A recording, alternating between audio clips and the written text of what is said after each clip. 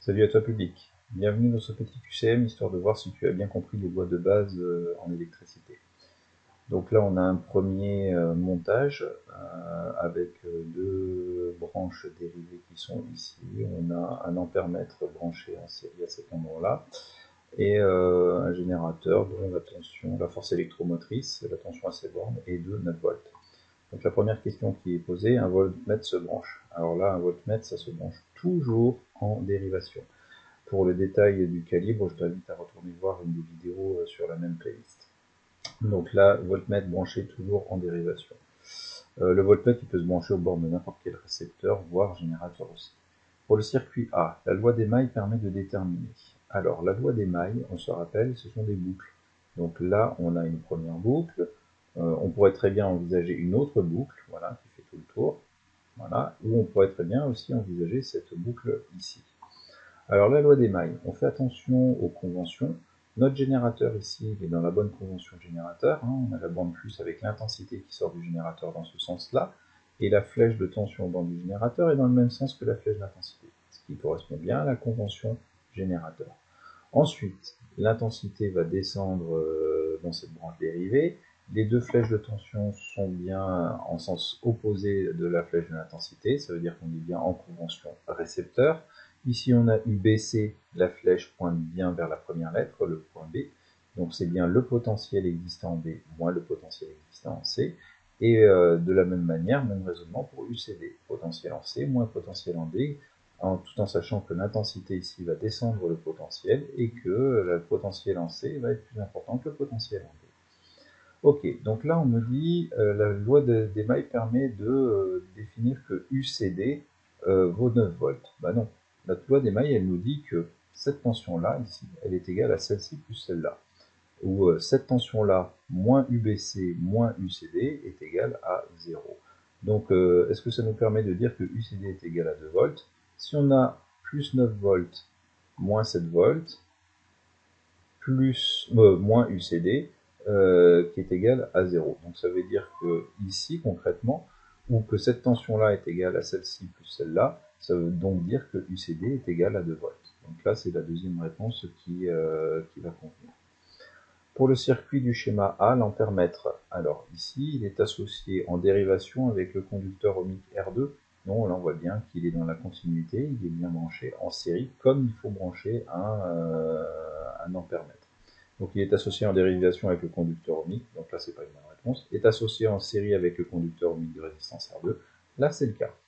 Mesurer l'intensité du courant dans la branche CD, non, si on avait envie de mesurer l'intensité du courant dans la branche CD, on l'aurait mis ici entre la résistance et la diode. Donc la seule réponse qui convient, c'est celle-ci.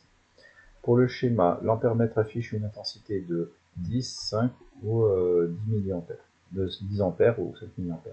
Là, c'est la loi des nœuds. On se rappelle que la loi des nœuds, si je me mets au point B, les intensités qui rentrent est égales aux intensités qui ressortent. Ou alors, je peux écrire plus 15 mA moins 10 moins I3 est égal à 0. Donc là, s'il rentre 15 à cet endroit-là, c'est avec l'analogie des skieurs, c'est la même chose. Cette intensité de 15 mA va se répartir dans cette dérivation-là, plus dans cette dérivation-là. Donc ici, si j'ai 10 mA qui passent dans cette branche dérivée, forcément, je vais avoir 5 mA qui va passer dans la résistance R2. Donc I3 est égal à 5 mA. On continue. La loi d'Ohm. Aux bornes d'un conducteur ohmique, la tension est proportionnelle à l'intensité du courant qui la traverse. Ça, c'est le cas. Est indépendante de l'intensité qui la traverse. Non, je te rappelle, la loi d'Ohm, c'est U égale R fois I. Est égale à l'intensité du courant qui la traverse. Non, c'est pas égal, c'est proportionnel. C'est la loi d'Ohm et c'est une définition qu'il faut connaître. Dans le circuit A, la loi d'Ohm aux bornes de R1 peut s'écrire. Alors, la loi d'Ohm aux bornes de R1, on va revenir sur le schéma. La loi d'Ohm aux bornes de R1, elle est ici. Donc, ça va être UBC, la tension, est égale à R1 fois I2. Donc là, on revient sur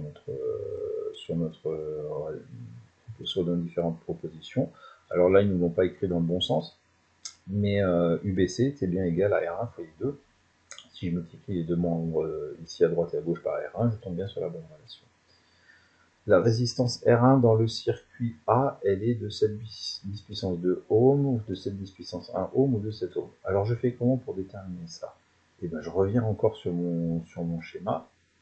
U est égal à R fois I, et donc U est égal à R fois I. Donc ici, on me demande de déterminer R, et ben R va être égal à U divisé par I. Donc on est à 7 volts pour la résistance. I vaut 10 milliampères. Donc si je fais 7 divisé par 10, 10 moins 3, on est bien à 7 puissance 2 ohms pour la résistance. Pour le schéma B, le point de fonctionnement du conducteur ohmique alimenté sous une tension de 6 volts est 2. Alors je reviens sur le schéma B, donc 6 volts, hein, on va prendre 6 volts, donc la tension ici est de 6 volts, et lorsque la tension est de 6 volts, l'intensité, elle vaut 60 mA. Donc 6 volts, 60 mA. Je regarde sur les différents schémas. La seule proposition qui va pouvoir fonctionner, c'est celle-ci. 60 mA 6 volts ou 0,06 A 6 volts. Ici, on est dans les deux cas, on est bon à 60 mA, c'est bien 0,060 A. La résistance de ce conducteur ohmique. Donc maintenant, il faut déterminer la résistance de ce conducteur ohmique. On revient derrière. Donc on va déterminer sa tension déjà, la tension aux bornes de ce conducteur ohmique. Donc la tension aux bornes de ce conducteur ohmique, ben, je peux très bien prendre cette maille-là. Donc la tension aux bornes du générateur moins la tension aux bornes de R2 est égale à 0, ce qui veut dire que la tension aux bornes de R2 est égale à la tension aux bornes du générateur. Donc il y a 9 volts hein, sur cette branche-là. 9 volts, on a une intensité I3 que l'on a déterminée tout à l'heure ici qui était égale à 5 mA. Donc ici concrètement, si je veux déterminer la valeur de la résistance, ça va être U divisé par I, et je vais tomber sur 1,0 10 puissance 2 ohms.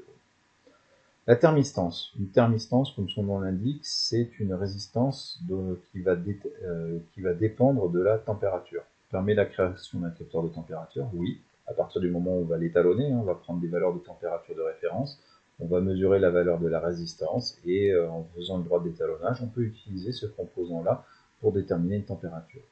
Donc la résistance varie avec la pression, c'est pas le cas, et elle varie avec la température, c'est le cas. Okay, c'est l'intérêt de ce type de composant.